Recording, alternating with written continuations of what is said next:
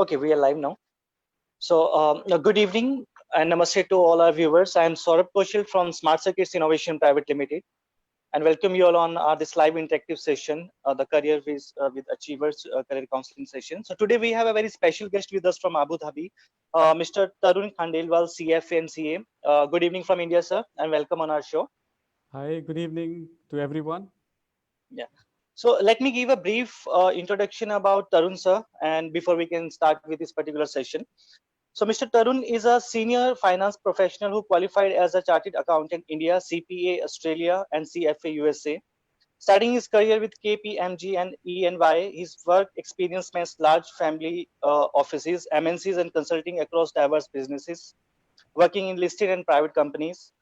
Tarun has board level experience and expertise in M&A, private placements, fundraising, deal structure, forex and interest rate hedging, finance, budgeting, reporting, and compliances. He has a successful track record of deal closure, M&A, fundraising, buy side and sell side, in excess of USD 500 million across different sectors. He has participated in debt restrictions of debt in excess of USD 2.5 billion. Tarun started his career at the audit and the forensic practice of KPMG in India and was subsequently with the corporate finance practice of EY.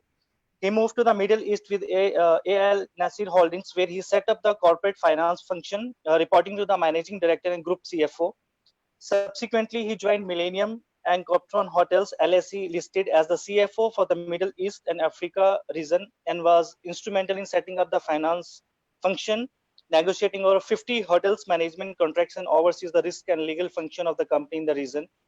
After 5 years with Millennium, Tarun was appointed as the CEO of Lakrami Business Group LBG, which has business interests in hospitality, infrastructure, trading, and services. The group owns some of the very well-known hospitality assets in the UAE. Mr. Tarun is currently the managing director of an advisory firm and based in Abu Dhabi, a boutique corporate finance advisory firm. He is an active angel investor in tech companies. Tarun is a board member of CFA Society Emirates. I mean, so you have a huge, big profile. I mean, so many work you have done. It's really a great honor for us to be with you today. Thank you. So, I think I need to look at shortening that. It goes on for quite a bit. So, So on the other hand, we have Mr. Mitul Dikshit sir, who is the chairman of Dikshant Group of Schools, Panchkula, Chandigarh, and he is also the director of Chandigarh Film and Literature Festival. So welcome, Mr. Mitul Dikshit sir, on this particular live interaction session. And in addition to that, today we have one student also in this particular session, and she is Mehika Verma from grade 12th commerce student. Welcome, Mehika Verma, in our live interactive session. She's a commerce student. So welcome you all in this session. I request Mr. Mitul Dikshit to please open this session and start moderating this session with me. Thank you, Saurabh. It's such a nice feeling, when Tarun comes up with such a huge introduction. I mean, I never knew. And Tarun, honestly, all these years we've been in touch. I never knew about the profile, and I could see, on Facebook and other social media that majority of your family members and relatives also didn't know so much about you. So thank you for sparing this time and joining us all. it's a pleasure to be here with you, Mitul. And welcome, Mehika.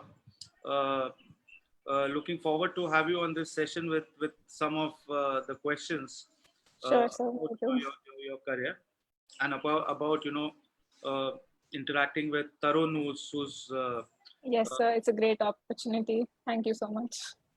okay. So Tarun, the interaction. Tell me something there. After passing out from school, I mean, I was in touch with you till the time you were in SRCC and had joined your internship with KPMG. KPMG, Right. and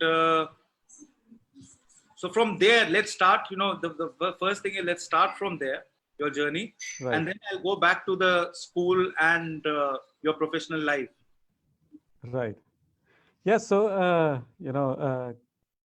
was fortunate to go and do my BCom honors at SRCC, and spent 3 glorious years there. It's a great institution, had a great amount of fun with great learning. Clearly, our professors are doing something right because they write most of the books which are read across the country for topics which commerce graduates study. So I was very fortunate to study live from some of those kind of professors. And then after college, I decided to pursue chartered accountancy and was fortunate again that was one of the first few people that was recruited, within SRCC campus by KPMG well before I finished my third year of BCom. So normally placements would happen in January, February, March of the third year. But I was lucky that KPMG recruited me in December itself, and then I moved to Bangalore. Worked with a great set of people. I mean, life has been such a happy coincidence working for some of the best people that I know, and I think it's been great for me in terms of doing my articleship and learning the ropes of accounting and public audits and how businesses operate under some of the best people at KPMG in Bangalore at that time. And subsequently worked with Ernst & Young in the corporate finance side of things. Then moved to the Middle East in 2004 with a large family office in Abu Dhabi with a very focused objective. But then, I thought I would be back in India in 2 years, and now it's been 15 years, and I'm still here.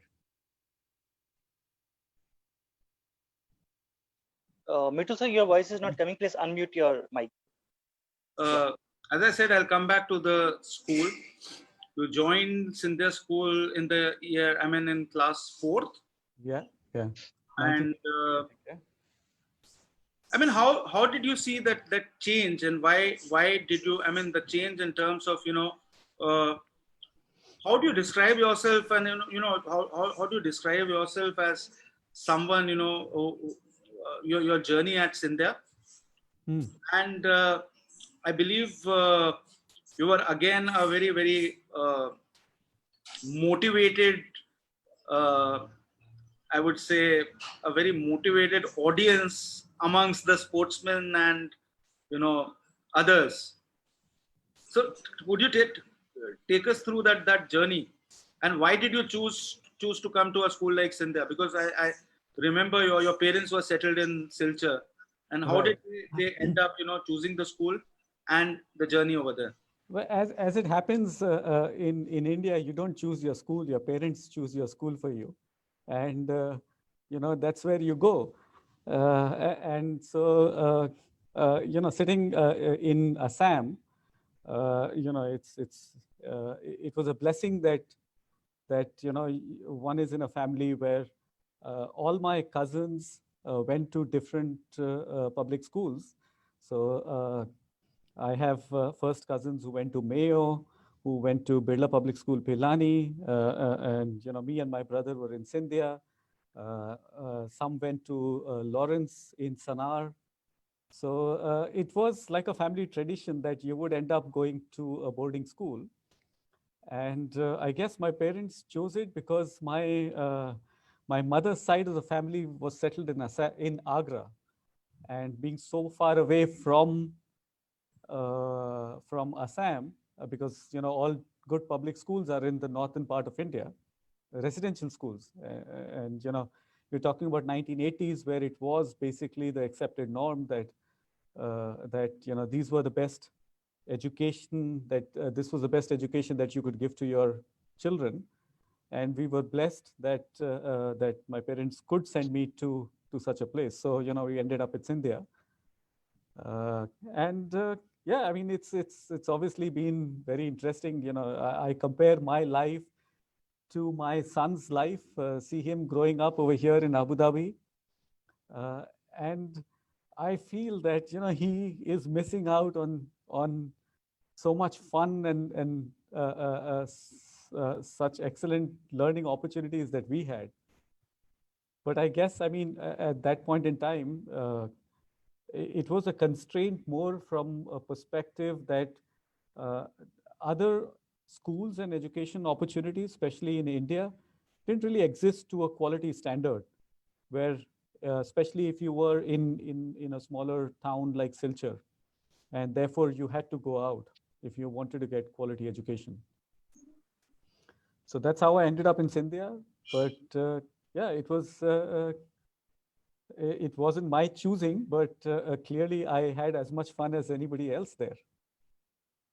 And would you also talk about, how were you at Scindia? I mean, as I remember you've been a topper all throughout and extremely bright and extremely good in academics. Well, I won't say I was extremely good in academics, or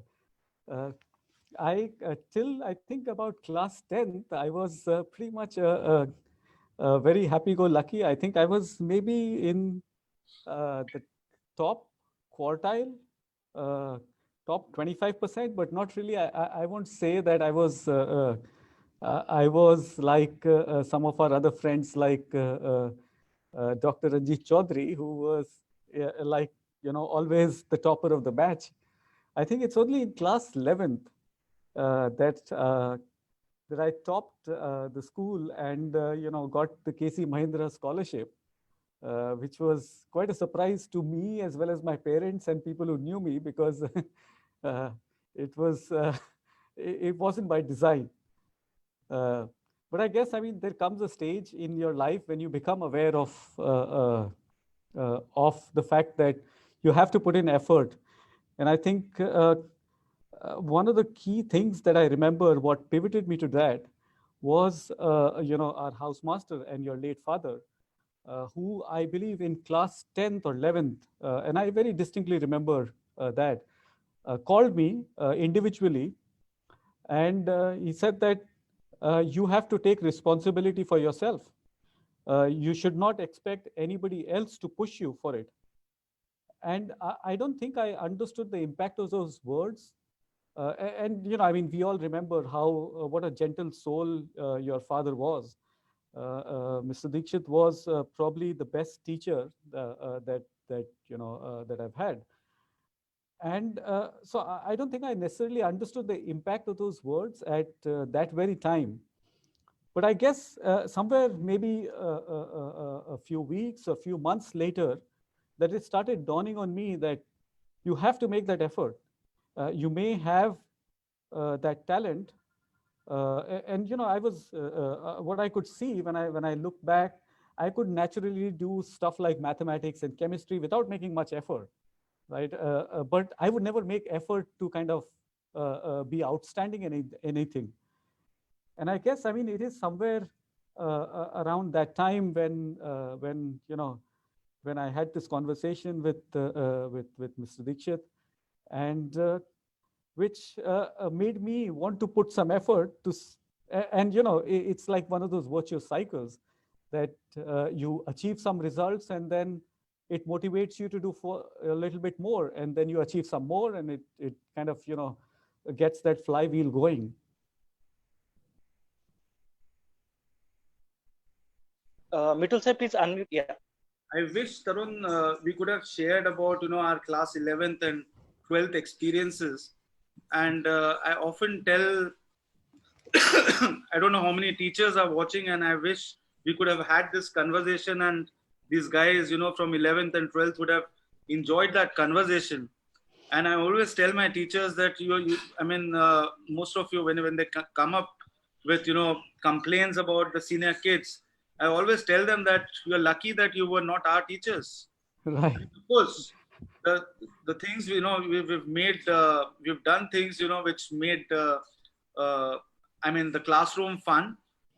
And sometimes too much fun. I would not recommend every kid going that direction of having as much fun as we had, but But being into education, I still recommend yeah. you not having that much fun. Right. 11th at least. And Right. I've always, told them that, in spite of that, but we did have fun. We were mischievous in terms of, actually going to the extent of ragging our teachers, almost ragging True. our teachers. True. But Yeah. we did And have, at that's the what end I of the mean day, by not having that much fun. no, what I mean is we did have respect for the teachers. We still remember them. True. And we knew we could create that line, and we never got beaten. We never created that kind of irritated the teachers to that extent. We knew where to come back and make up for the kind of respect we had for our teachers. I still remember some of the teachers, they would never they would always have a mutual respect for us and love for us. You've had your own favorite teachers in the commerce section. Right. Yeah. Yeah. Yeah. I think, I mean, we were while we were cut off from a lot of the world, and I realized that when I joined SRCC, I was, just as surprised as anybody else that I was the third name in the cutoff list, right? So there was one gentleman from Tamil Nadu, and Tamil Nadu at that point in time, had a state board where in commerce you could score like 98%, and these kind of things were unheard of in our times in CBSE, right? Scoring 80% in CBSE would mean at that time you could get into colleges like SRCC and Hindu, and the premium end colleges or the top end colleges in Delhi University, right? And so now it's I mean, you can score those marks in CBSE as well.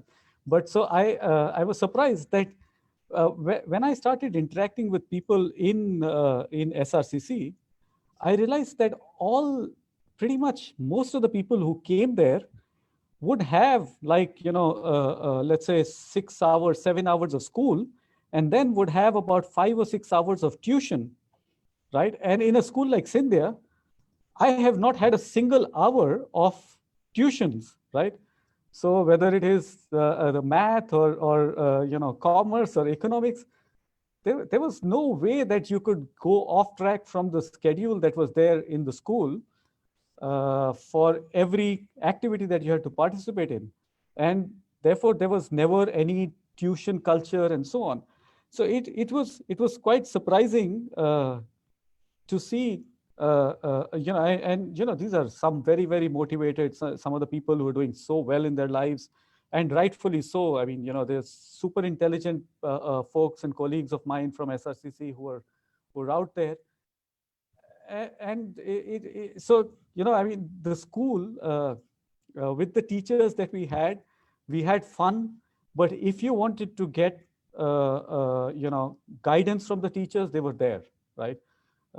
People like, I remember, I mean, for some reason, I think the older lot, the teachers who were there in school maybe for 15 years plus, before we passed out, are some of the teachers that I have the fondest memories of, like, like Mr. Dikshit, like Mr. R.K. Tiwari, who used to teach us math,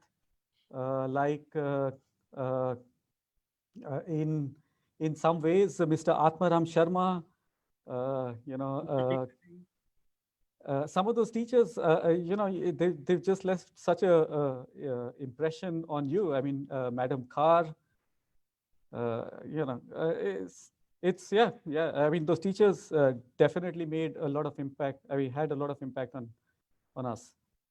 I'll share an incident. Still you went to SRCC, and I don't know how much ragging in the first year. You don't want to know. You don't want to know. No, it's Delhi University North Campus Hostel. Because I know about it because Stephens and SRCC. I went for the sports trial. Stephens, I got away. There was this guy Lavnesh Chatrat and Anshuman Aga, who scored 38%. One was from DPS. Both were from DPS Mathura Road, and one of them had scored 38% in class 12th, and the other at 43%.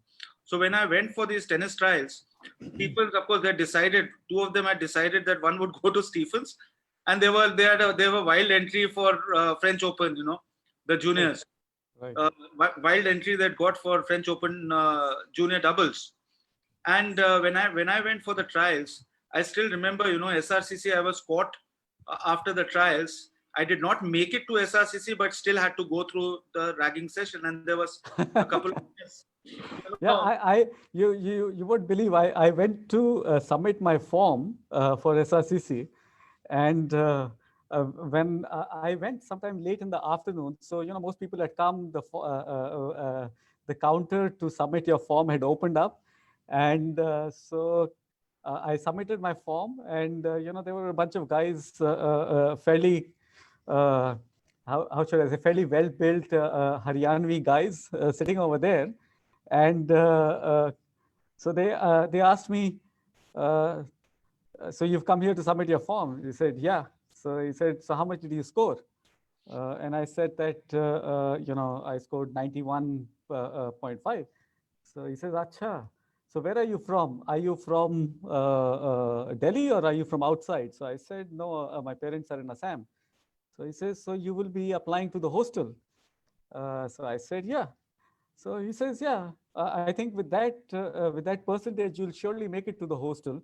So why should we delay the ragging? And they took me, even though I hadn't joined SRCC then, I had just submitted my form. They took me to the hostel.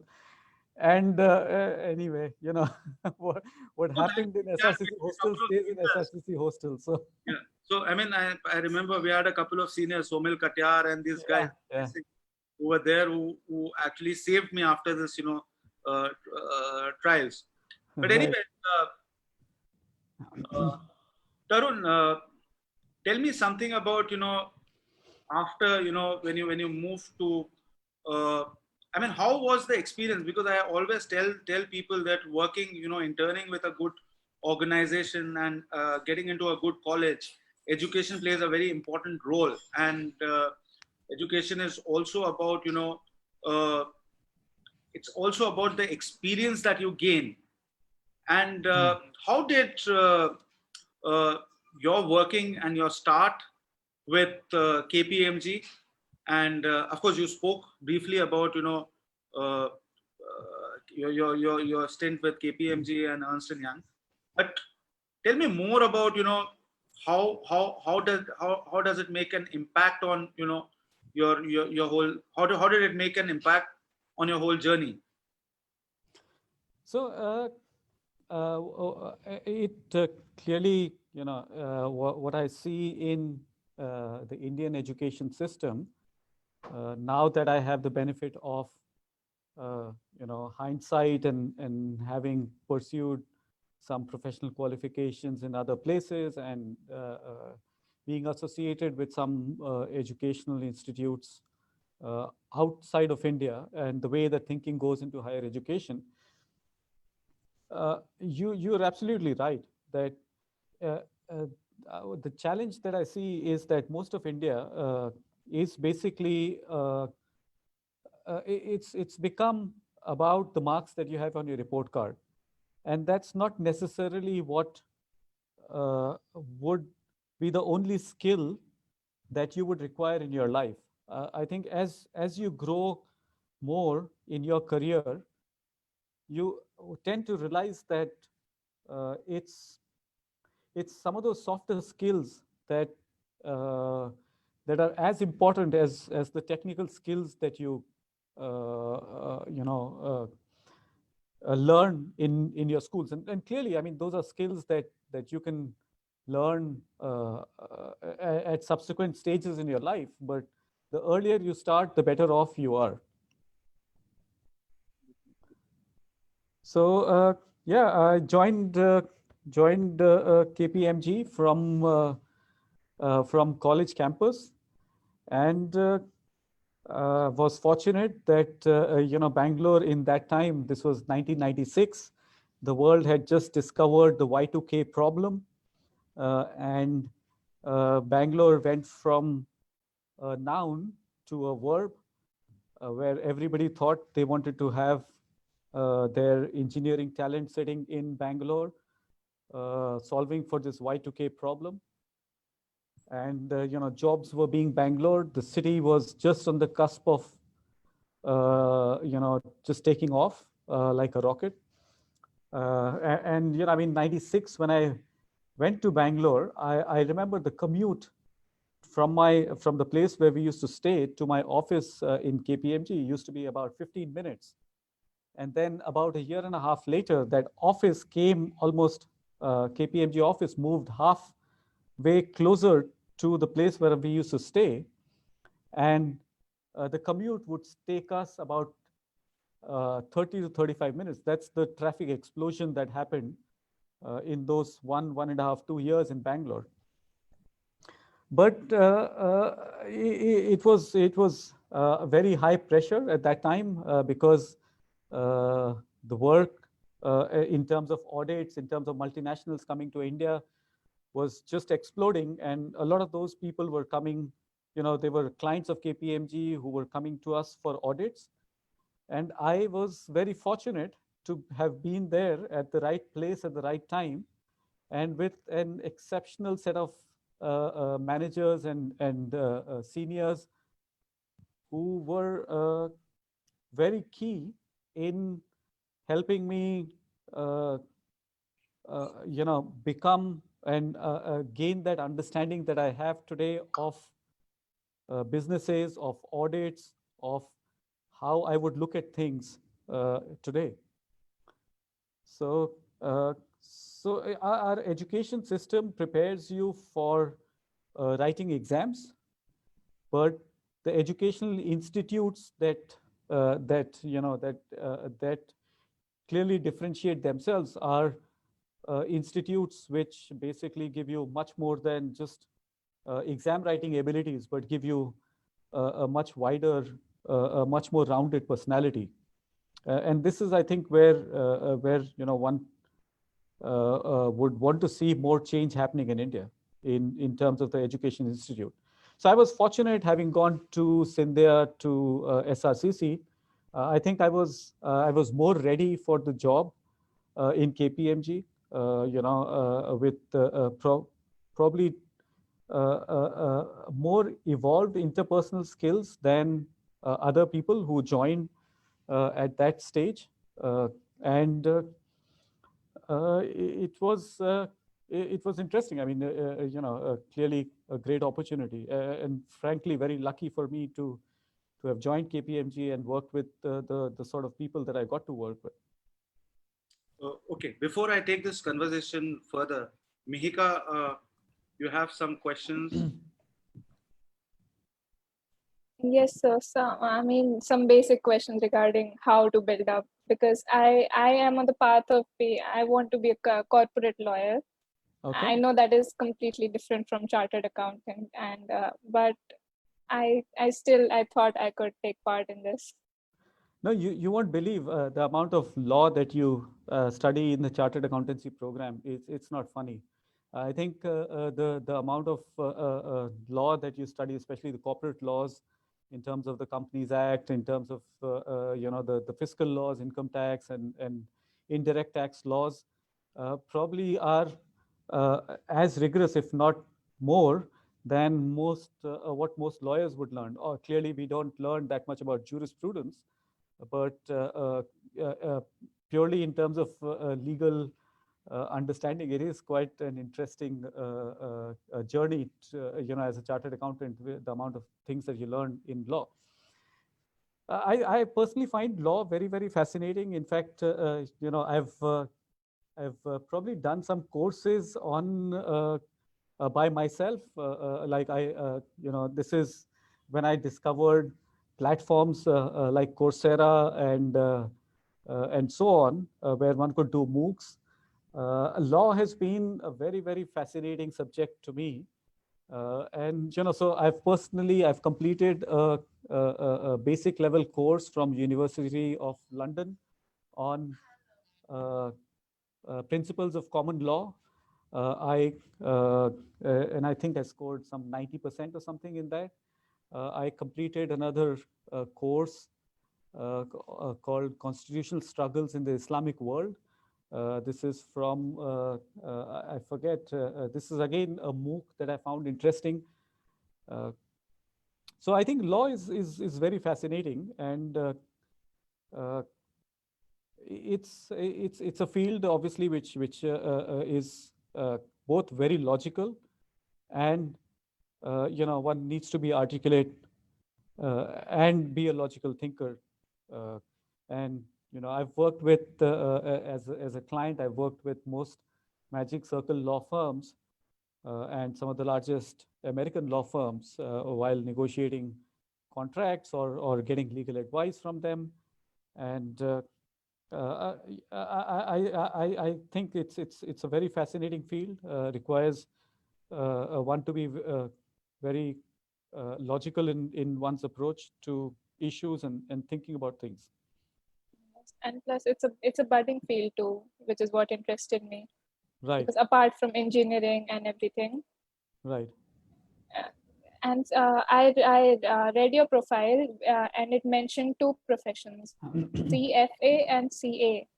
Now CA, I know, I didn't know about CFA, and I looked it up on Google, but I didn't quite understand the difference Right. between the both.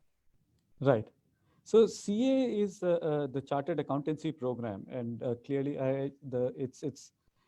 you generally get training in terms of becoming somebody who completes a CA program would potentially find a career as, let's say, a finance manager in a company, closing the books of accounts, or becoming an auditor, conducting external or internal audits of companies and so on.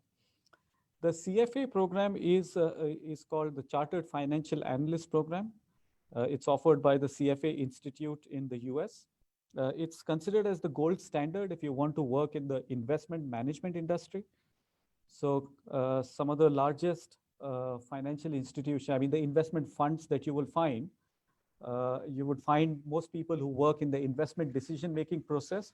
So basically evaluating what kind of companies to invest in, what kind of asset classes to invest in, developing suitable portfolios, looking at risk optimization of those portfolios, and so basically it impacts a very, very large segment of the world, because every person who is an employee is also somebody who saves for his retirement, right?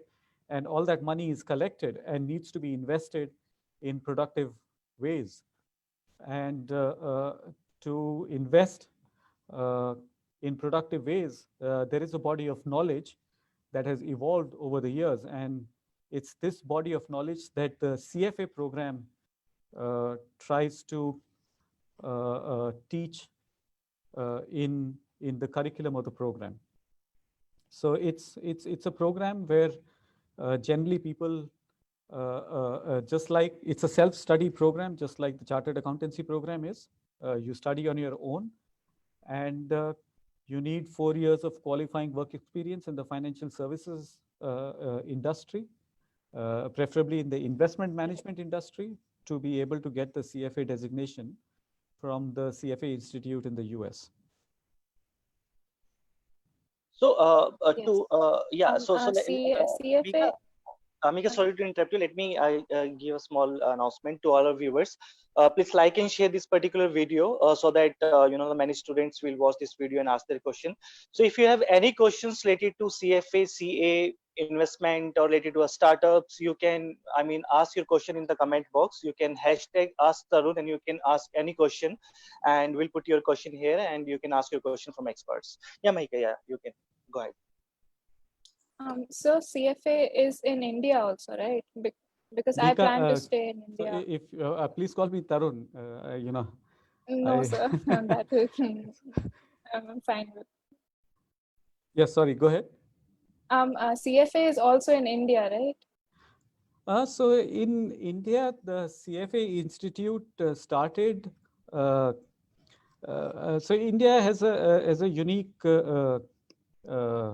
educational, the legislation around education in India is quite unique, in the sense that while we have one of the youngest populations, which is hungry to learn, what Indian education legislation does is that it prohibits any foreign bodies to to be present or to offer their programs in India. And so what that does is that programs like the CFA, which had a lot of people registering from India, could not be offered in India to candidates in India. And therefore, the CFA Institute had tied up with another body which was called ICFI. It was called Indian Institute of Chartered Financial Analysts or something to that effect. And globally, CFA is a very, very focused program. It focuses only, it's the gold standard generally to work in the investment management profession worldwide. And it's a very focused program. It doesn't do anything else. Whereas what really happened, I think, with the venture with ICFI was that ICFI was riding on the brand and the global brand promise of the CFA Institute, which is a very, very globally, very well recognized brand, and wanted, after getting that that initial recognition, wanted to start operating in adjacent fields which had nothing to do with investment management and potentially had nothing to do with finance. You know, they were, I think they were doing some HR programs and MBA programs and so on. And I think that's where the CFA Institute realized that, you know, for them, it wasn't just acceptable to have their brand, which, you know, has taken maybe 60 to 70 years to build up, where it is a globally recognized designation worldwide, to be diluted in a manner where somebody could say, I am a CFA MBA, because ICFI started offering some dual kind of degrees like MBA, CFA, kind of a thing. So I think CFA Institute pulled out their association with ICFI, but given the legal system in India, it probably took a while for CFA Institute to be able to get this arrangement you know, nullified. I'm not aware of the entire legal details, but I think I could be wrong, but I think it went up all the way to the Supreme Court. And then I guess ICFI basically stopped offering the CFA program. And that's where the confusion arose in India, where there was, like, for a time being, when the two institutes were in dispute, there was an Indian CFA and there was the global CFA.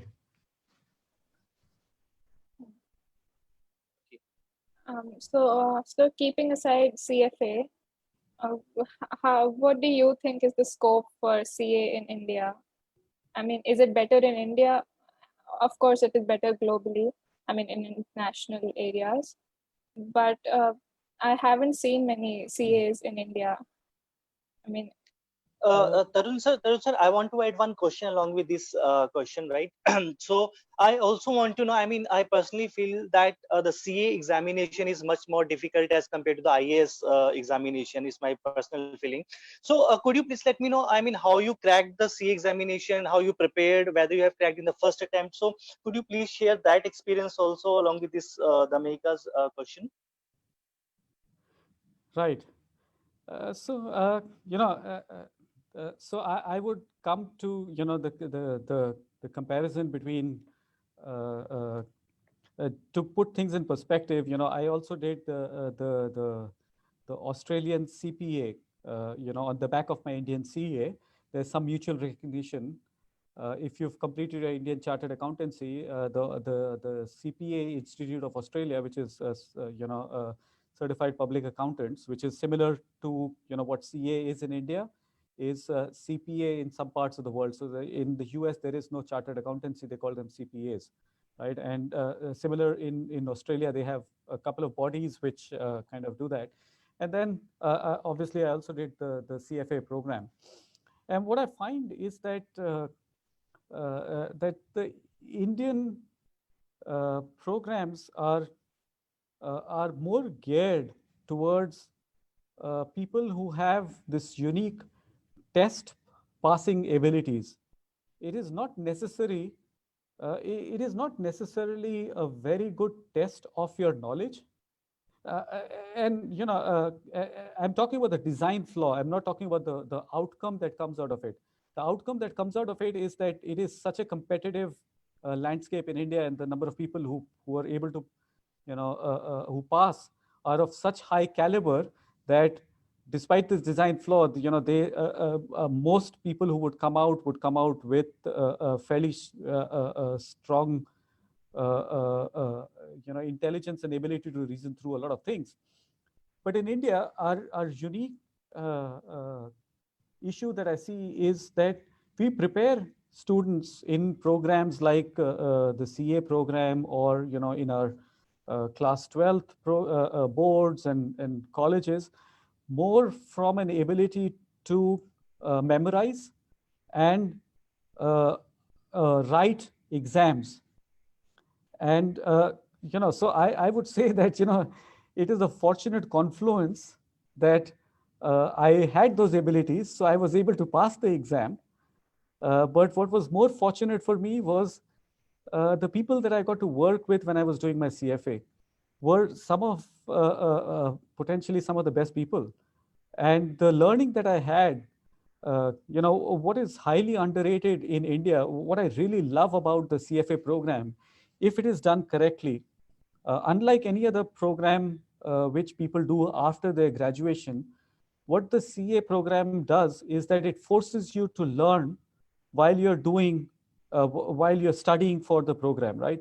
So it is an apprenticeship program. You have to do 3 years of articleship.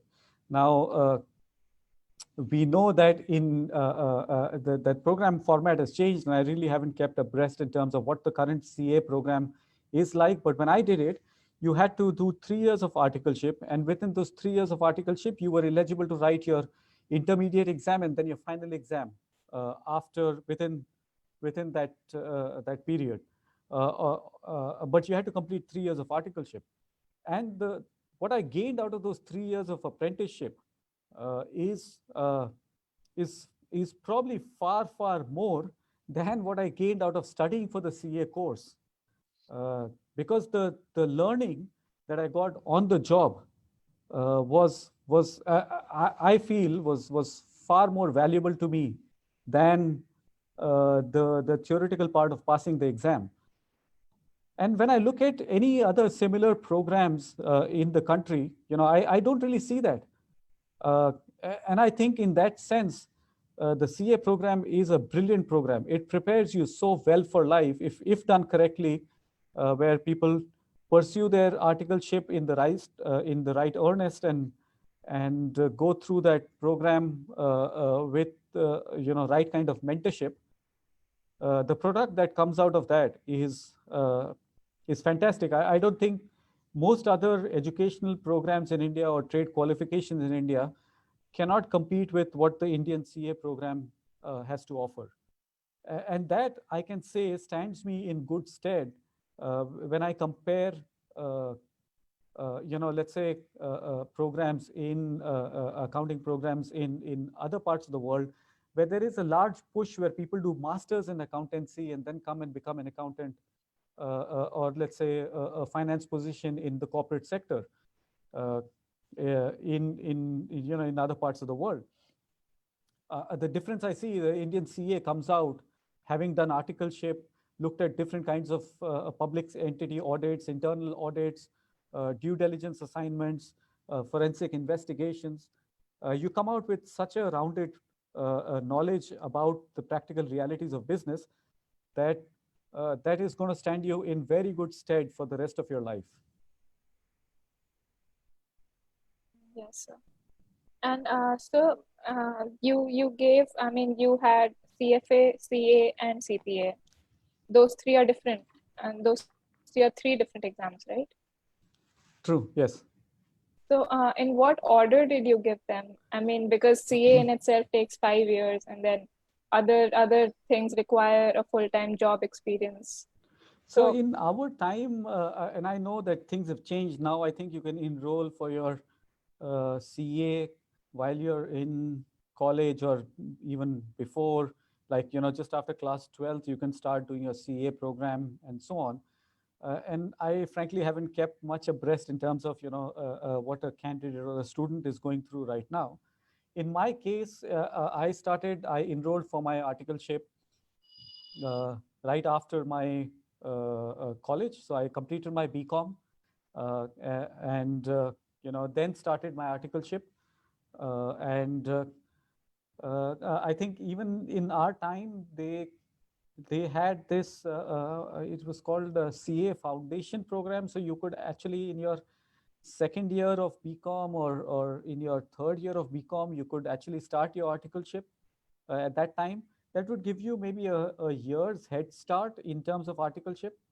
But if, I was having so much fun in college that there was no way that I would have given up my college fun for starting work or articleship. So I did my 3 years of BCom, had all the fun in the college life in Delhi University, and then enrolled in my CA program. And then subsequently, I did my CFA. So CFA, you write 3 levels of the exam. And the time when I wrote, you could write each level of the CFA exam only once in a year. So basically, you would take a minimum of 3 years to do your CFA program.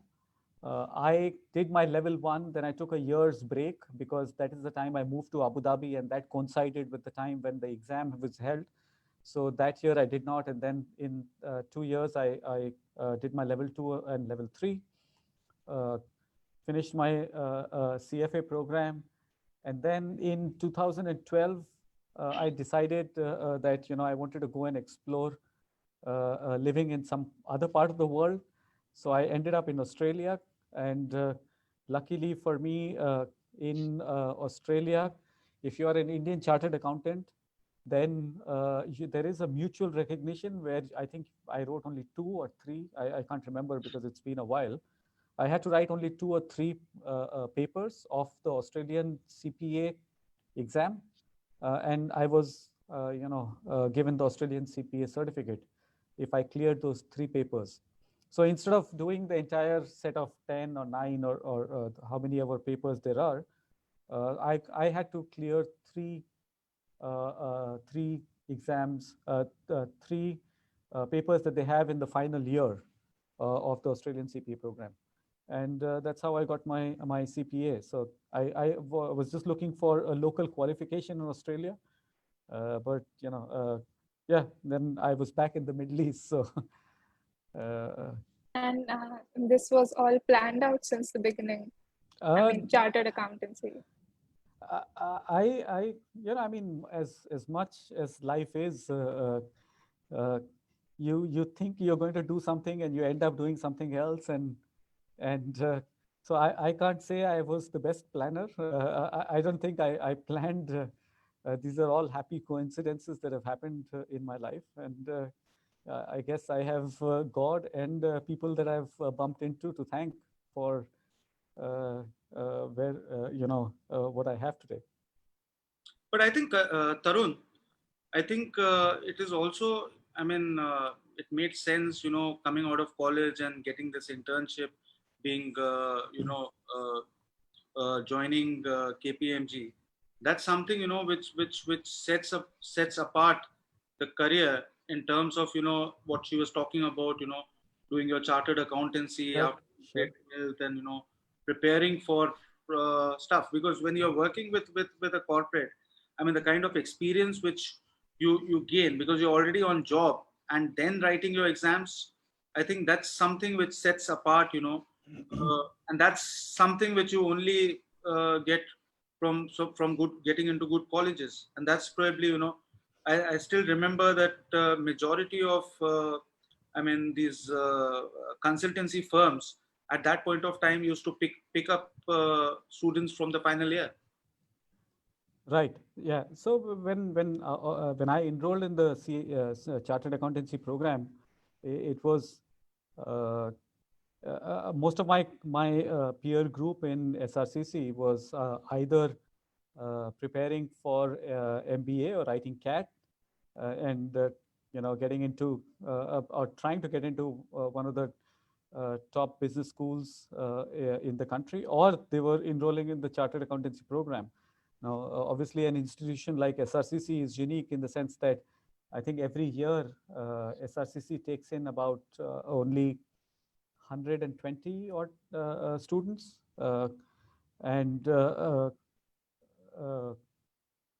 application. I mean, it's clearly probably the number one college in Asia if you want to do your BCom or an equivalent degree. And so I was fortunate enough to find myself on SRCC campus with all these super high achievers as peers. And, it was a natural progression to kind of do the chartered accountancy. At that point in time, I was always, what I wanted to do was basically, if you looked at most people who went to MBA schools in premier universities outside of India, whether it was the US or the Ivy League schools in the US or LBS or NCAD and so on, they were all people who were with 4 to 8 years of work experience, because none of these premium schools take you in a master's level program unless you have a certain amount of work experience. And in SRCC, being in the hostel, and I mean, to get into the SRCC hostel is also it's a very elitist kind of a differentiation, because you need higher marks to be able to get into SRCC hostel. So the people that I had, I was fortunate enough to have as my seniors in the hostel, were quite sensible in terms of telling me that, look, you can either prepare for CAT now and do an MBA over here and start working, or you could also look at doing 4 years of work experience and probably do a chartered accountancy that qualifies for work experience, and then look at maybe doing an MBA from the US or outside India, or pursue a management school or a master's program at that time. And I thought that was the right thing to do. And so therefore I didn't write my CAT. I got into KPMG fairly early. So the last 4 months of my college life I spent partying like crazy and doing all the things that one can't talk about in a show like this. And so that's the journey I took. And yeah, I mean, I got some very good advice. I think it has stood me in good stead. Doing the CA program, eventually probably never ended up doing an MBA, but the investment side of business seemed more appealing to me, and the CFA program is a much more specialized course than an MBA finance can be.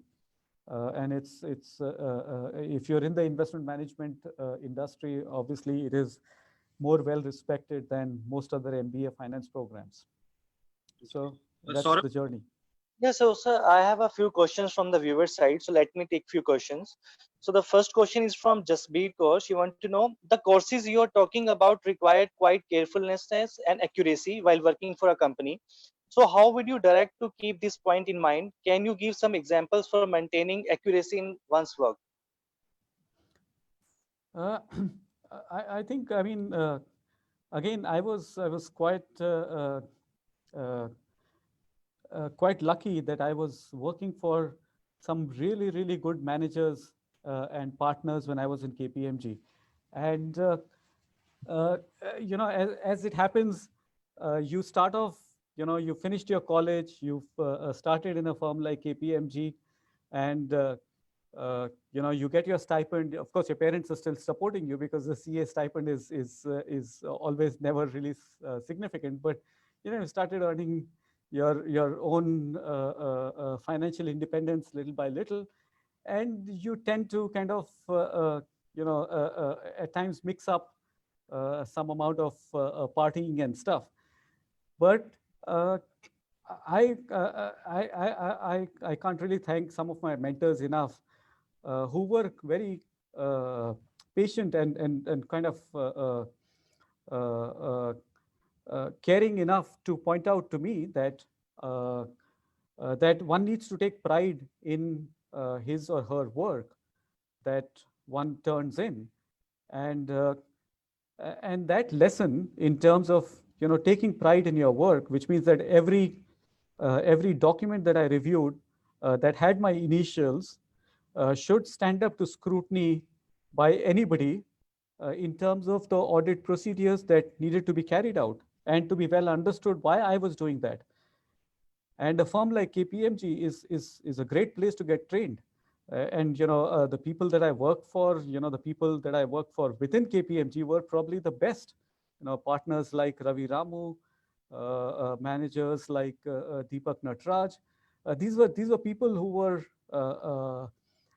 who took pride in actually working with junior level staff, and one can't be thankful enough for having such mentors. Yeah, that's And clearly the people who got into KPMG, even as peer group for me, who started their article with me, they were all extremely motivated people. They were at the top of their game. They were from colleges, the top colleges in Delhi, in Bombay, in Bangalore. They were very high achievers to start with. And what it does is that you have to earn your, when you're playing poker on a table, and the table stakes are very high, you need to know your game, and you need to prove your ability to be on that,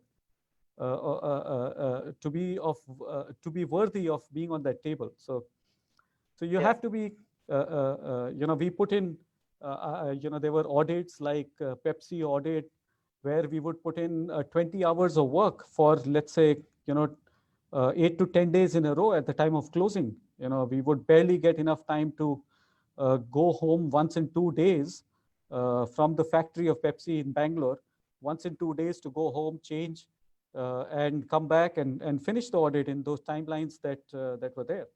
So you have to take pride in your work, and I think that is something that my mentors were very good in teaching us. great. So, sir, I have another question from the viewer. So, I want to take this, question from both of you, from Tarun sir from you, and Mitul Dixit sir from you. This is a question from Raman Saxena.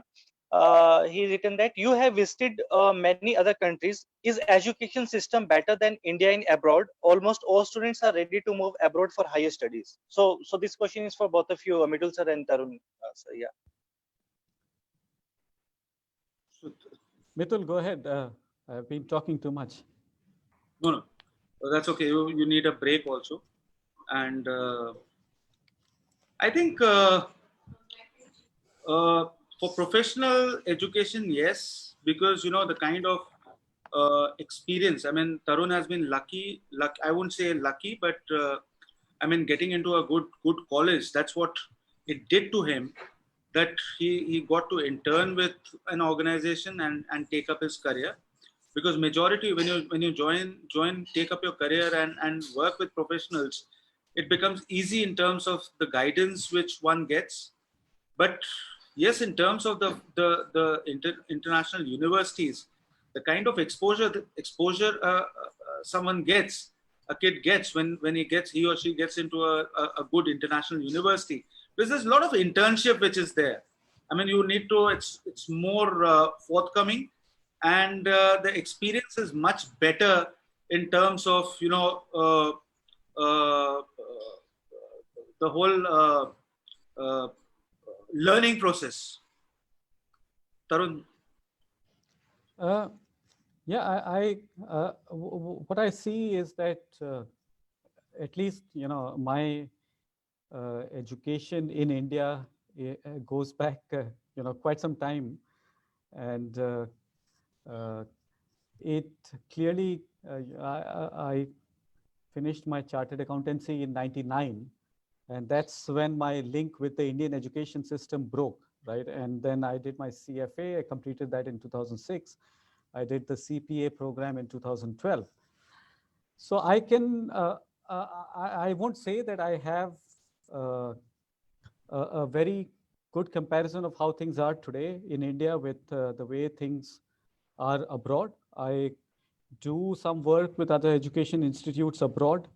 And what I realize is that if I compare what I went through in India as compared to other professional qualifications that I completed outside of India, the thought process and the approach seem to be fundamentally different.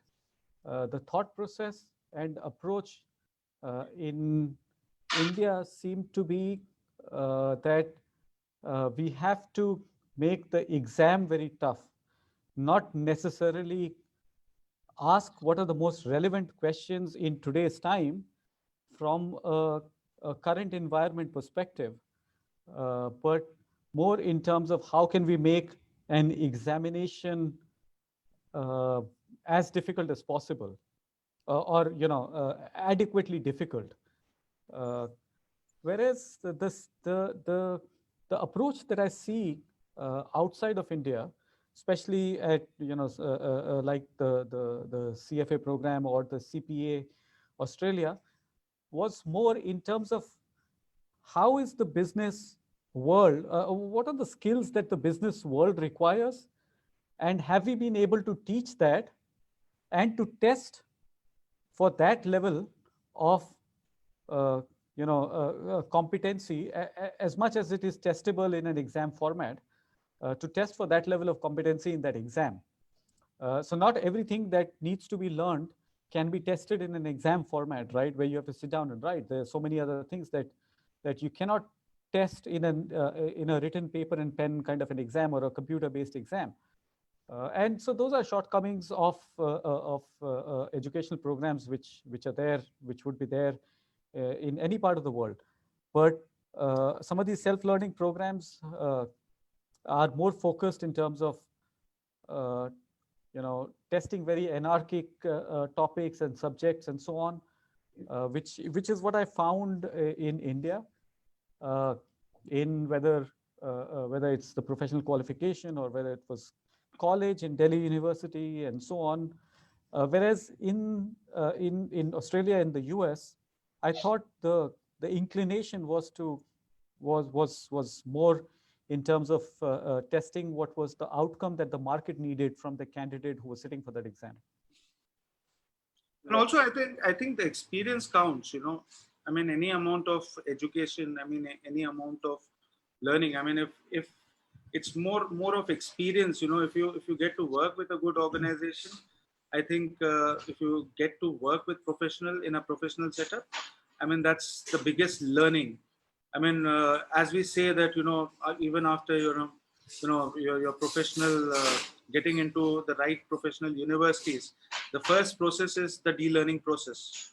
I mean, once you get out of, any of the professional institutes, I mean, maybe IIMs or any institute for that sake, the first thing is that you de-learn what you've learned in terms of, coming to the real world and Right. working into the corporate world. Yeah. And so I think this is you're absolutely right. I obviously end up recruiting people for different roles within some of the organizations that I worked for and so on. And what I found is that whatever skills that one would expect from a program are probably not learned in the education system in India. Thankfully, in the chartered accountancy program, at least what really happens is because you're forced to get into this apprenticeship, some of the things that one would learn in, let's say, a BCom, in economic theory and so on, were probably maybe 30 years outdated when I was doing that program. So it was more in terms of can I memorize this and reproduce this in the exam? If it was asked to me in a tricky manner, and can I figure out what the professor or the person who's designed the exam wants to see as an answer? So that's a test-taking ability, right? That's not really a skill of of somebody that you would want to hire necessarily, right? The skills that you want to hire are sometimes not taught in the proper way. And so this is what, when I started working in one of my roles over here with a German gentleman in a hospitality industry. I was the CFO of Millennium and Copthorne for Middle East and Africa. And I came with these fancy qualifications. I was a chartered accountant from India, and a CFA from US. Whereas this gentleman went to a trade school. So he apprenticed. He was working in the kitchen in the hotel. He was cleaning, working as an apprentice in the housekeeping. He from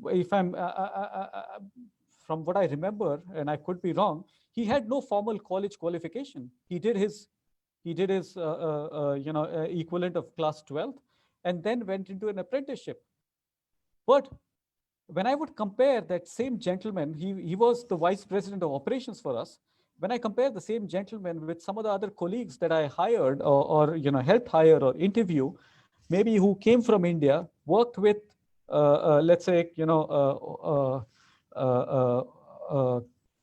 in the management side of things and so on, I found that this gentleman was far more knowledgeable about real life things than one would see in people who were being recruited, right? I mean, I'm not comparing them at the same level that he was, but the entire process where people actually go to trade schools to learn and so on is so much more important than what we realize in India. People really come out with understanding nuts and bolts of things. And if you do your master's or something after having apprenticed somewhere in the field that you want to be in, I think you would, purely in terms of knowledge, I think people would be far more skillful and more employable than what we get currently out of the education system in India. Yeah. So, sir, I have another question from Kanika Chaudhary. She want to know, I want to know that many students continue appearing for CA exams and fail to pass it in 18. And if 4 or 5 years already gone, still they want to do only. So is it correct to give these years to this career? So that's a question from Kanika Chaudhary, sir. I don't know if I have the right. Can I answer this? Yeah. Yes, sir. There are a number of CAs I know who end up, filing returns for $500 or $1,000, and they make merry out of that. So it entirely depends on, how much an effort and how much intelligence you have to, or the skills you have to become a chartered accountant. Tarun, sorry, I jumped into that question. No, see, I mean, if you see, there are let's say you complete your graduation, right? And in India, and not just in India, but entire Southeast Asia, what you see is there's this fascination for degrees, right? Whether it's relevant or not, but for various cultural reasons, just being a graduate and starting work is potentially not something that will get you married or will get you any status in the society, right? You have to do something after that. Now, fortunately, unfortunately, the CA program is such that in my time, you would pay 1,500 rupees and enroll in the program. There is no entry barrier to entering into the program, but there are very high exit barriers, right? And the high exit barrier means that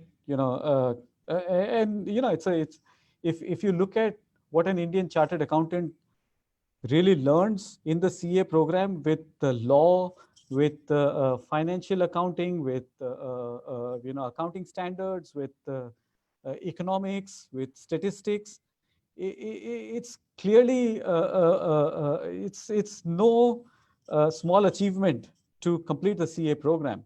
it is, I'm sure that nobody ends up using all the things that you learn in the program, because the program is quite vast in terms of the area or the knowledge it wants to cover. I haven't seen the same thing in probably other accounting programs, but obviously I'm not in that field, so I haven't done a very thorough comparison. But it's a very vast field, and I don't know. I mean, whether everybody is cut out to write all those exams, whether it is statistics, economics, to accounting, to law, to direct taxes, indirect taxes. It becomes quite a bit, and the level of knowledge that one ends up, at least on the law side of things, I have seen most chartered accountants have probably much better knowledge of corporate law and the fiscal laws than 99% of the lawyers.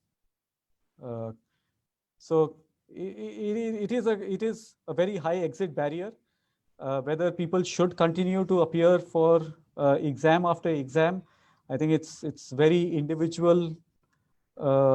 It's a highly individual decision, but clearly, again, one cannot deny the fact that at least I'm sure there would have been a lot of changes in the CA program from the time I took it.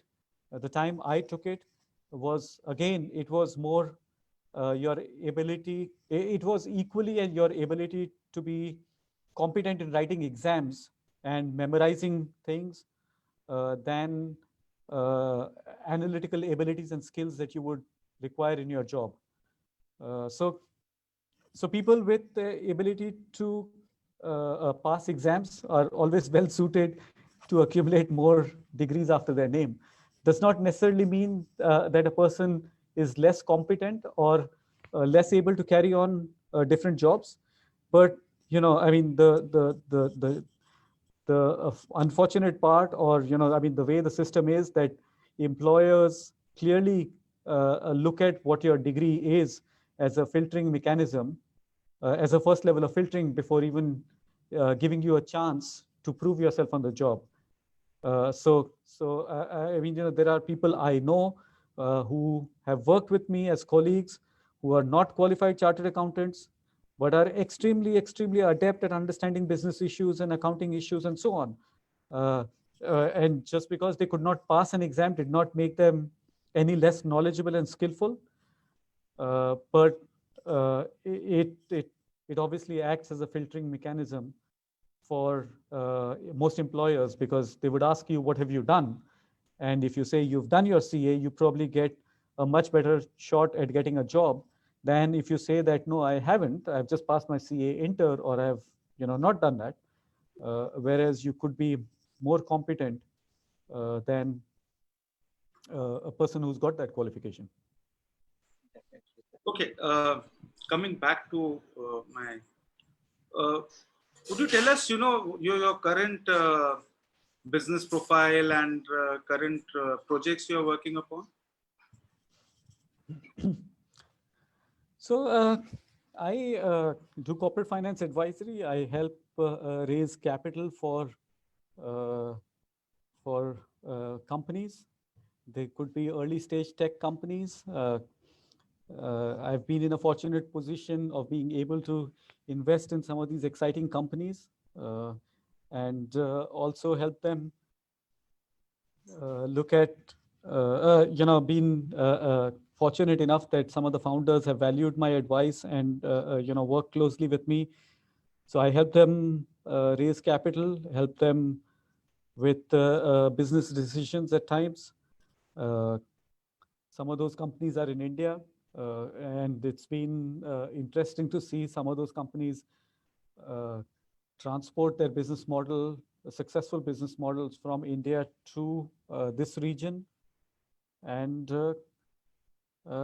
I work with, advise some groups over here in UAE or in the Middle East, where I help them make some investment decisions in terms of how they can think about allocating their capital. Okay, great.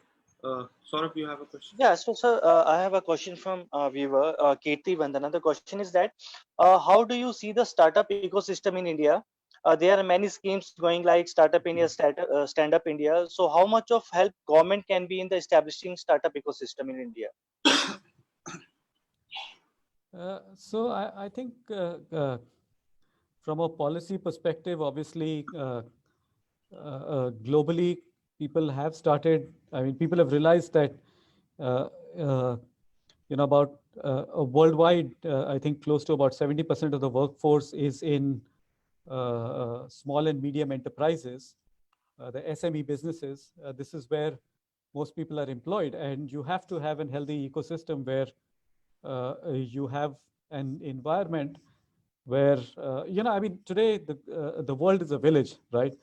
Today if I have a business idea, I can look at starting that in India, I can look at starting that in Singapore, I can look at starting that in the Middle East, and everybody rolls out a red carpet to entrepreneurs who can especially more technically qualified entrepreneurs. So let's say if you're a health tech company and you're looking at some health tech product or some fintech product or some highly specialized segment. So everybody is rolling out the red carpet. And I know that the Indian government has a lot of schemes. I don't know how well they work on ground. I'm sitting over here, not very well aware in terms of the actual implementation of some of these schemes. I know that SIDBI allocates capital to venture capital funds. I am an investor in some of these venture capital funds who've got allocation from SIDBI to invest in the startup ecosystem. But what I find fascinating is that Indians by nature are very entrepreneurial. The number of people who want to who probably, if I look at my some of my colleagues in the Western world, they have a very fixed mindset that, okay, look, I want to get a job and I want to work and I want to go. I don't know. I'm hearing some echo. Hello? Yeah, now it's fine. Okay. So they have a very structured kind of most people, obviously there are some exceptional entrepreneurs all over the world, especially in places like US and the Silicon Valley and so on. But you see that people from India, by and large, are generally slightly more entrepreneurial. Most people want to, in the West, want to get a job, work, rise higher in the company, and with some financial stability, retire. Whereas any successful middle manager in an Indian company would aspire to take that risk to start up, to start their own business, and that is unique in India. And so India, I think, has quite a vibrant startup ecosystem. I think outside of the Silicon Valley and I think Israel, Bangalore has the largest number of startups, if I'm not mistaken. This is what I was given to understand, maybe not now, but even like 4 years back, 4 or 5 years back. And given that, I think it's a very robust ecosystem of startups. I think what we lack is the depth of risk capital that we have in the country. If you had a business idea, let's say in the US, and you wanted to start something, I'm not talking about the current COVID situation, but prior to that, there was more capital available to you than entrepreneurs. And in some sense, a lot of supply was creating its own demand. in terms of, entrepreneurs, people becoming entrepreneurs, and a lot of those were immigrants from India who were becoming entrepreneurs in the US. Whereas in India, the availability of risk capital, in the early stage was still there, but as companies started to mature and they wanted to look at their Series B, C, and D kind of fundraising rounds, there was quite a bit of, there are funds which have come up in the last 2 years, but prior to that, I think there was quite a bit of vacuum in that space where people would get angel money, people would get the first $150,000 checks or $250,000 checks. But when you wanted to raise a Series B round of $10 million or $20 million, there weren't those many players in the ecosystem. It was quite a vacuum. I think funds like Iron Pillar and Multiples and some of these guys have come in that space and started providing risk capital at that stage, growth capital in that stage of companies. And we will mature. I think it is something that I think will also stand India in good stead, because sometimes what regulation or what the startups are able to do is bypass years of regulation that the society has struggled with, we can leapfrog a lot of regulatory and generational issues that have been there in the Indian business environment by the use of some of these startups. So some of these platforms like the EdTech platforms that are there, I think the educational legislation and the legal system around private schools, I think is fairly broken. I think most private schools find it so difficult to operate in the country. It's not an easy job, although there is potentially a lot of demand, but it's not an easy job to set up schools in India, even though India has such a young population and so hungry for education.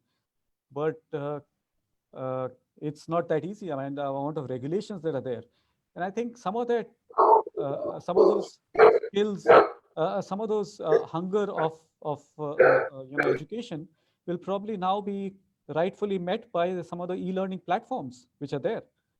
And if you can integrate both these, I think it will be a very successful business model. Definitely, sir. So, sir, as you mentioned about you are also an angel investor. So we have a question from our viewers. What factor do you keep in mind while investing somewhere? And one more question along with that: do you have a specific industry or a geographic focus for your investment? So in terms of factors, I think a lot of these things are happy coincidences in terms of you meet the right kind of founder, you feel that the founder has the right team in place, the right ethics, the right management style that aligns with your values and systems, and that the market opportunity is huge, right? And you're doing something which is probably organizing something which is a large market opportunity, which is either being tackled in a unique way, or there is a tremendous potential for growth. And so these are some of the factors. A lot of these opportunities are unique. I've invested in a fresh food company, which is probably India's leading fish and meat player today. I've invested in a logistics technology company, which is an Uber for a trucking kind of a platform. I've invested in a AI company, which it looks at traffic management, and I've invested in a travel tech company, which basically looks at reducing the providing a platform to travel agents sitting in tier 2, tier 3, tier 4 cities in places like India, China, and so on, to be able to service their clients across the world and have ability to custom make packages for their clients, maybe sitting in places like as far flung as Silchar in Assam. Somebody could take that platform and custom make a trip to Southeast Asia, to Singapore and Thailand and Indonesia for 10 days with booking all the attractions, booking all the tickets, everything on that same platform. So, I mean, these are founders that you get introduced through somebody. You meet those founders a few times. You understand their management thought. You understand the market opportunity. You have to have a common value system that you believe in that, because so much of this is basically relying on the especially in the early stage is relying on the, being able to believe what the founder is telling you is exactly what he wants to do. Mitul sir, your voice is not coming. Unmute your mic. Mitul sir, yeah. Most importantly, you presume that wherever you make your investments, they're going to fetch you profits. See, these are early stage companies, and this sort of an asset class is not for everybody. I would not recommend this to anybody who's not prepared to lose 100% of that capital to be looking at investing in early stage tech companies. The whole approach that most people have is never to make a single investment and hope that that is your retirement ticket. The approach that people have is to build a portfolio, and let's say you have a portfolio of 8 or 9 companies, that 2 or 3 of those companies would return your entire investment and a bit more for you to because I mean, these are early stage companies. They start small. Their ability to attract talent is limited. Their ability to raise capital is limited. They are a lot at the vagaries of the market, and a lot of early stage investing. A lot of founders who have been successful are essentially lucky founders. They are not necessarily, the founders who have failed are not necessarily less smarter than the founders who are successful. I have known founders who have not been successful, but are probably smarter than a lot of founders who have become multi-billionaires. But it has to be a portfolio approach. If you think that a single investment you make or 2 investments that you make are going to be your retirement, I think that could be a very, very risky proposition for anyone. Yeah. Coming back to what last you talked about, investments in private schools in India. Right. Legalities. Why do you think the legalities? Why do you think the Indian government has such legalities? And do you think is there a purpose for that? Look, I mean, I can by no means, but I am by no means an expert in that side of things. So I'm obviously just seeing it from having been in that system and having known some of the people who are who've been in the education space for a few decades. And what I gather is that obviously a lot of this is I think some of the challenges that India has is that clearly, if you look back at the time when India became independent, and you look at the 2 competing business models that were there in the world, one was capitalism, which was followed by the West, which said that laissez-faire or free market economy, and that's where you cannot plan for anything, but the emergent knowledge. I think, I mean, one of the most interesting pieces that anybody can read is a lecture, the Nobel Prize acceptance lecture of Friedrich Hayek called The Pretense of Knowledge, right? And so a lot of knowledge within societies is embedded in such a way that you cannot plan for outcomes, but they naturally emerge, right? And the other direction which other dominant business model that was there was the planned economy, socialist, communist kind of a business model. And so India somehow, I think, veered more towards the socialist communist business model.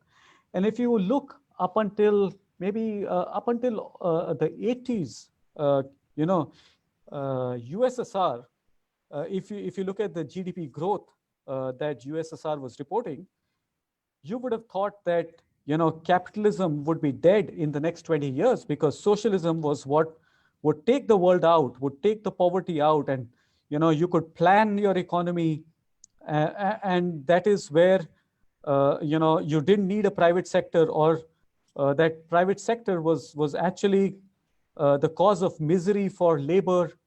They were exploitative, and so on, right? And so our legislation has predominantly reflected that that course that India took, right? And legislation, once you have a legislation in place and an enforcement machinery to enforce that kind of thing, it is just impossible to change it. You know, you might know what is the right thing to do. I mean, we all know that, you know, in the 80s, China's GDP was, you know, in the early 80s, China's GDP, per capita GDP was at par or less than India's per capita GDP, right? And today, China is probably, you know, per capita GDP is almost about 8 or 9 times of what India's per capita GDP is, right? So you in a democracy, it's once you have an entrenched system, it is just impossible to make that course correction unless you have a crisis. And we saw that in 1991 when India was on the verge of, you know, we had to pledge our gold with IMF to get a bailout from IMF. And that's when, despite, you know, I remember Rahul Bajaj's statements. You know, I was just coming out of school. There was the Bombay Club, which had such deep, was so deeply entrenched in the Indian political and the bureaucratic system that you could not get a manufacturing license, or if you wanted to set up, let's say, an industry, there was no way you could set up an industry unless you were so deeply connected with the government. My dad passed out, did his bachelor's in chemical engineering from IIT Kharagpur, did his master's from BITS Pilani, wanted to set up a chemical manufacturing plant in West Bengal, but after 3 years gave up and went back to family business. You know, and this is 70s, right? It was just impossible. And I think the change in legislation just does not happen. It's extremely difficult. You have to use, the only time you can make changes is when you have a crisis. And you have to use, I think it was, I don't know whether it was Bernard Shaw or Churchill or who it was, who said that the crisis is the only time which affords you the opportunity to make significant changes, course corrections in societies.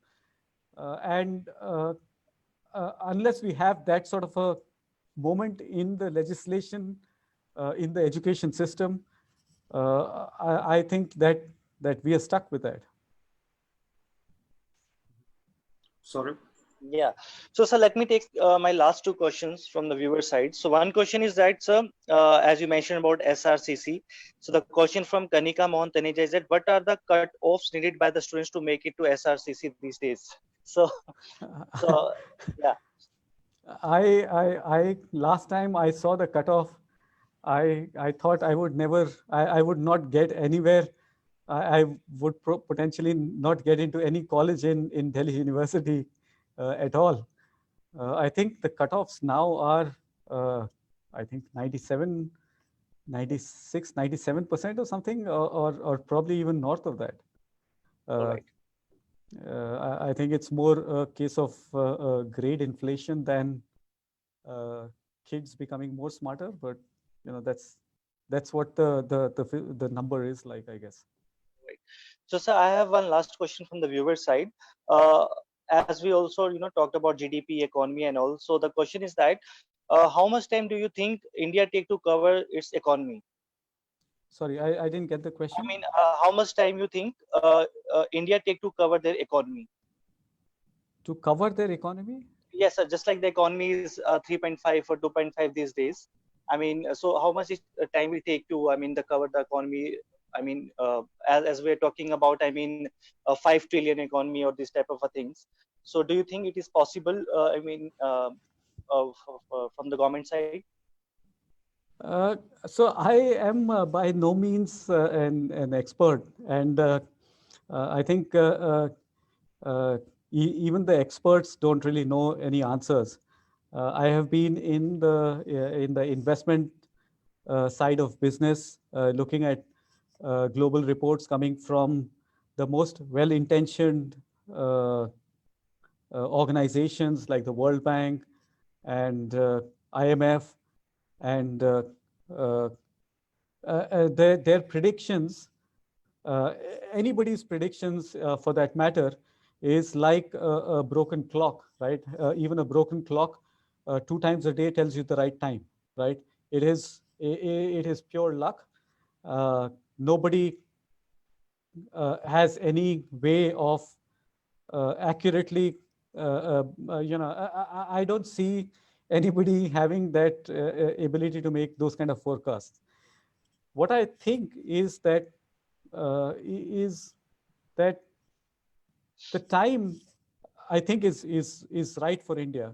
Uh, Having said that, I have had that thought for the last 15, 20 years about India, that the time is right for India and the India's time has come. In some cases, of course, India has obviously disappointed. In some cases, uh, India has far exceeded, the expectations that one had from, if one were to look at the past track record.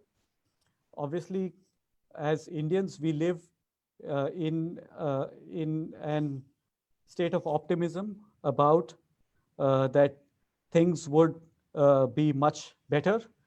But I don't know whether it was Benjamin Graham or Warren Buffett who said that the eighth wonder of the world is compound interest, right?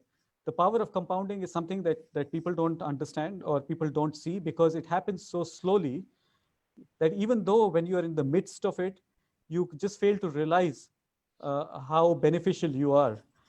And I think, what we need to look at is that if you look at the 40s and the 50s, the 30s, 40s, 50s, if you look at the countries which became independent at that time, at the time when India became independent, and you compare 95% of those countries worldwide uh, to what India is today, uh, we have a lot to thank for.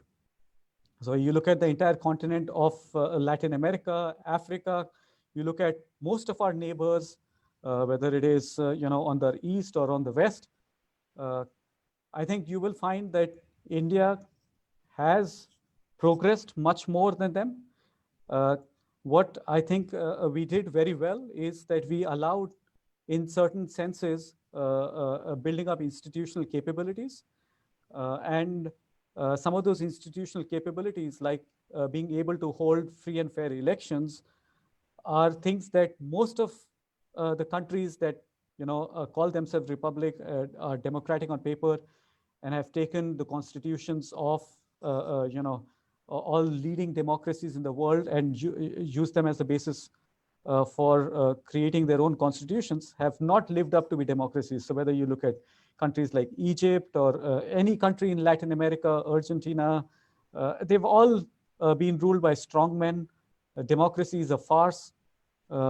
Thankfully, in India, we've been able to build up institutions which if it's a time-consuming process, and a very interesting book is Why Nations Fail, and you understand the importance of institution building, and you know the compound effect of these when it starts compounding is much more significant. So, Tarun, my last question to you. Sorry, Saurabh, that you said your last question, but No, no my problem. last. Any advice to Mrs. Nirmala Sitharaman or our Prime Minister, Mr. Narendra Modi, to get back the economy on track? So I think there are obviously very well-intentioned advices out there, a lot of which I agree with. The challenge always is in the implementation of that advice. And the system that we have in India does not lend itself very well. So we can agree that let's say a bill like GST, which was in the making for the longest period of time, was critically needed in India. But you know, we all know how much time it took to implement, right? I think Manmohan Singh, in his first term as a finance minister, had proposed that. And the messy democracy that we have, the noisy democracy that we have, does not allow a lot of things to be implemented. So the advice, I don't think there's anything new that I can say, but for the fact that we have to allow productive assets to become free. Some other great things that have happened with the bankruptcy law in India are steps in the right direction. The implementation of those, you know, with jurisprudence getting created, with legal precedents being created about some of these things, will take its own time. You know, there are so many well-intentioned reports which are already out there for reforms in the education sector, reforms in the bureaucracy, reforms in you pick up anything, and you know, Indians are very good at intellectualizing things, but it's the challenge with implementation, where I think neither the finance minister nor the prime minister will have the ability that we suspect they have. And I think that's where you see that some countries like China and Singapore and United Arab Emirates have been very successful because they've been able to implement what they feel is right. Whereas in India, even if you have all the right intentions, you know, Manmohan Singh had all the right intentions, but for the legislation that he was forced to pass by the IMF, we could not implement most of it, right? So there is nothing that I can add to the vast body of knowledge which is already out there. So, I mean, this conversation could have gone on and on, you know, with something, you know, very interesting which came up, this interesting question. But I think, Saurabh, would you like to end this? Yes, yes, sir. Before we can conclude this session, actually, I have received one question for you from Avinash Kumar for Bihar. It is I don't know whether it is relevant to this session or not. But the question is that कि सत्ता से लेकर bank तक का decentralise system है, शिक्षा का क्यों नहीं है? आखिर बदलाव कब होगा? इसके ऊपर सर आपका कमेंट क्या है सर? सब इंडिया में मुश्किल यही है, एंड बदलाव कब होगा, यही आई थिंक यही चीज़ है जो हमारे पैरों में जंजीर यू नो बन के जकड़ा हुआ है हम लोगों को। आज की तारीख में कुछ भी ऐसा नहीं है जिसको हम नहीं कर सकते हैं।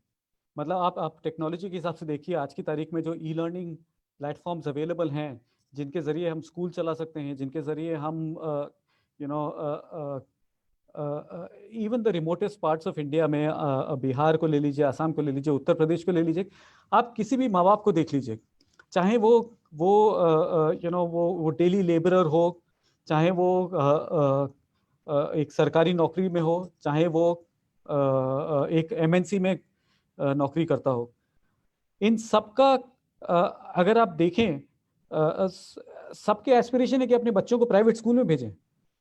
आज की तारीख में आपको कोई ऐसा मिलेगा जो बोलेगा कि मेरे को सरकारी स्कूल में अपने बच्चों को भेजना है, राइट? नाउ सरकारी स्कूल का जो इंफ्रास्ट्रक्चर है, मैं ऐसा नहीं बोलूँगा कि सारे सरकारी स्कूल हमारे ऐसे हैं जो कुछ भी नहीं करते हैं। हमारे बहुत से ऐसे केंद्रीय विद्यालय हैं which are fabulous institutes, you know, some of the teachers who work there, especially अगर आप किसी भी आर्मी कैंटनमेंट के पास में अगर आप कोई केंद्रीय विद्यालय देखें, वहाँ पे जो आपको टीचर्स मिलते हैं जो मेनली आर्मी वाइफ्स होती हैं, आपको the kind of caliber of students that you get out of those things is comparable to any private sector education that you can get, or even far better than that, right? क्योंकि motivation level अलग है teacher का discipline अलग है, पर that maybe accounts for less than 2% of the government schools. पर आज की तारीख में अगर आप देखें, ये कोरोना की सिचुएशन की वजह से मेरे भी बच्चे घर पे हैं, मेरे भी बच्चे ई-लर्निंग क्लासेस कर रहे हैं, राइट? और हम देख रहे हैं कि मैंने भी कुछ एडटेक कंपनीज को इवेल्युएट किया है जिनमें मैं खुद भी इन्वेस्ट करना चाहता था, which either make edtech platforms for kids as young as 4 years old, 3 years old, to start them off with like motor skills and how to develop their intelligence and so on, and some of these are very interesting platforms.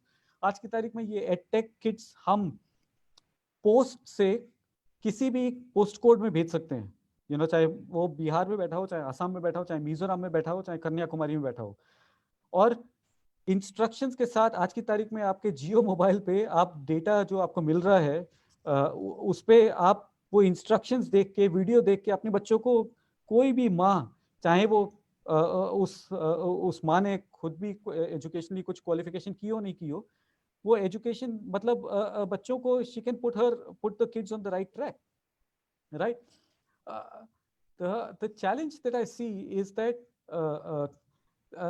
how do we formalize this system so that it gets counted for formal education, and how do most employers at higher level, how do most employers start employing create that incentive कि अगर आज की तारीख में मैंने कोई 12वीं के बाद कुछ पढ़ाई लिखाई नहीं की, पर मैंने जाके स्टैनफोर्ड के मैंने जाके MIT के ऑनलाइन क्लासेस किए, मूक्स किए, and I have learned things from there, जहाँ पे मेरे को कोई डिग्री नहीं मिली है पर मेरे को नॉलेज मिली है, टू फॉर एन एम्प्लॉयर कि उसको समझ में आए कि मैं एक मोटिवेटेड आदमी हूँ, एक मोटिवेटेड पर्सन हूँ जो अपने आप लर्न कर सकता है चीज़ों को, जो लर्न करके लेके आया है, मेरे को इवेल्युएट करो और चांस दो।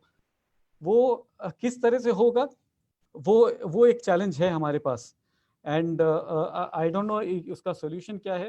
आई am sure there are lot of people in India who are thinking about this, especially with the experience that we are left with the corona thing. I think we have realized that a lot of things, while in physical schools have their plus points, there are a lot of things that you can also learn outside the classroom, even in terms of the educational content, right? And इसको अगर हम किसी तरह से अपने advantage में use कर सकते हैं, एक सरकारी लेवल पे भी अगर इस पे कुछ मतलब पॉलिसीज आए जहाँ पे instead of any person is eligible to sit for class 10th irrespective of whether they come up with, they are enrolled in a school or not, they can sit for class 12th as a competitive exam, and are able to kind of do these things. I think it can make a substantial difference to the country. I think I would like to add on this that, Tarun, to share with you, when there was a lockdown, when the lockdown started, 15 days when it,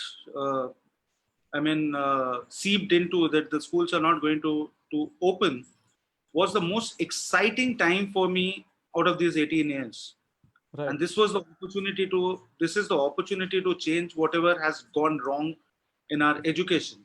Right. That's one thing, where probably I can strongly say that today, if you're connecting with the kids, we have an expert who can connect with the kids and probably share the views. In a normal time, I don't think it would have been possible for you to spend almost 2 hours talking to so many people. Right. So I mean, it's a great opportunity and a very exciting time which we need to understand. True, true. And I think, I mean, people vote with their feet as you have to follow people's wallets. And you look at companies like Baiju, you look at companies like An Academy, people who are, getting hold of, let's say, a subject matter expert who's able to articulate, let's say, a concept in the best way and charge for that content, and people are willing to pay. So, you can see that, there is, people need that, they are willing to pay for that. I am not fully aware in terms of what the regulations are, which could prevent or potentially not allow this e-learning to become more relevant in schools, which are probably suffering from the lack of teacher attendances and lack of infrastructure and so on. I think it's now very adequately demonstrated. This is an experiment that we did not ask for, but was forced on us as humanity. But now we've known that these things can work, and I think we should make all efforts to use this learning to make our system better. Definitely. I mean, and I think it's also about what we've talked about, a major duration of your journey when you talk about the rote learning, which is so prevalent in our education system. I mean, I think online classes or e-learning also gets us away from the rote learning factor, because children need to comprehend, children need to self-learn. It's not always that they're going to be supported by their parents or tutors. Sure. So Yeah, that's a great opportunity for all of us. true. Yeah, yeah. So as you mentioned about the e-learning and sending kids, so I'm also happy to share with you that, I mean, being a tech company, we have also started this initiative in India. Wow. And now we are sending the space technology kits or robotics at home, and we are providing them the classes how to do all these things at home, right? So we are providing each and every hardware to our students. Even we have covered the Northeast also. So we have sent Guwahati, Manipur, Oh, and all. congratulations! I think that's excellent. Yeah, so we have Excellent. already started this thing in India by providing the hardwares at home, and our teacher will teach them online how to build a robot, space technology, and all this thing. Right. So thank you very much for being with us today. So it was Thank you for really an giving me honor this for us. opportunity. Thank you. Thank you so much, Tarun, and wonderful talking to you. And Likewise, after years, Mithul.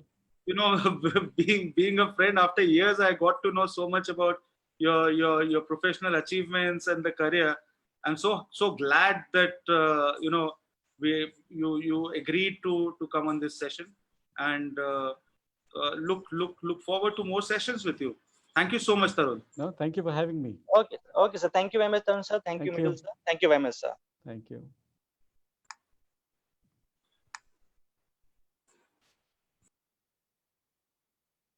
So thank you very much to all our viewers for joining with us today. Thank you very much for asking your question from Tarun sir as well as from Mithul sir. और हमारे साथ जुड़ने के लिए बहुत बहुत धन्यवाद. और एक अनाउंसमेंट आप सबके लिए, we have going to start with the astronomy session soon. हम एक astronomy और asteroid hunting session और competition लेकर आ रहे हैं जल्दी से जल्दी आप सभी के लिए. So stay connected with us, and in addition to that, a lot of online courses are going on, whether it is related to robotics, basics, robotics advanced, space technology से रिलेटेड हमारे सेशंस हो रहे हैं. Electronics and sensor technology, we have online courses. We have courses related to Python, artificial intelligence. We have courses related to scratch gaming, MIT app inventor. We have sessions courses related to aero modeling. So हमारे पास बहुत सारे इस lockdown period में आपके लिए online courses हैं. सिर्फ lockdown period में ही कोर्सेज नहीं है, you have to build up your skill set, और उस skill set को बढ़ाने के लिए we have designed all these type of courses especially for a school kids from class 3rd to class 12. हमने आपके लिए सब चीजें डिजाइन की हैं so that at your home आप अपने घर पर बैठकर ये सभी एक्सपेरिमेंटेशन, ये सभी टेक्नोलॉजीज को सीख सकें. We will send the material at your home. हम आपके घर पर सभी मटेरियल को भेजेंगे, whether it is related to robotics, electronics, space technology, aero modeling. आपको जो सीखना है कोई बैरियर नहीं आएगा उसके अंदर. We will send each and every material at your home via Indian Post, and our trainer will teach you how to make a robots, how to make a space technology, how to make a CAN satellite, how to make a telescope, how to make a aero modeling, and each and everything we will teach you as a part of this online courses. So if you are interested in any of our online courses, you can write to us at any time, you can WhatsApp us at any time, you can email us at any time, and you can book your free trial also. आप free trial भी book कर सकते हैं, and you can see the demonstration first before you can register for any courses. So in this way you can be the part of our online courses, and all the online courses will give you the certification after the completion of the course. And we have designed the course in such a way that you can do all the courses at your home. And we have a great expert with us. We have a STEM expert, we have a robotic expert, we have a 3D printer expert, and those experts will teach you about all these small or little technologies, whether it is a robotics and all, so that कि आप इस lockdown period में कुछ अच्छा सीखें, घर पर बैठ के सीखें, सेफली सीखें. और जैसा कि हम सबको पता है कि अभी आप लोग स्कूल नहीं जा पा रहे हैं, but still we are providing all this platform to you, so it's your turn to grab all the opportunities. ये सब opportunities आपके लिए हैं. And again, I'm repeating, we are going to start with the astronomy competition as well as the asteroid hunting competition soon. And सभी details हम Facebook पर और अपने व्हाट्सएप ग्रुप्स के ऊपर, अपनी वेबसाइट्स के ऊपर मेंशन करेंगे. So if you are interested in any of our course, you can be the part of this course and you can learn something new, and you can increase your knowledge in this lockdown period. आप अपनी knowledge को increase कर सकते हैं इस lockdown period के अंदर. And when you will go to a school next time, आपके पास एक नया skill set होगा, आपने कुछ नया सीखा होगा, और वो practical knowledge definitely आपको हमेशा काम आने वाली है life के अंदर. So if you have any queries, you can write to us at any time. We are always with you, and we are ready. For providing the innovation or a technology or any kind of a support to you. We need your support, and I hope you all are safe and stay safe at home. Best wishes to everyone. Thank you. Have a nice day. Bye.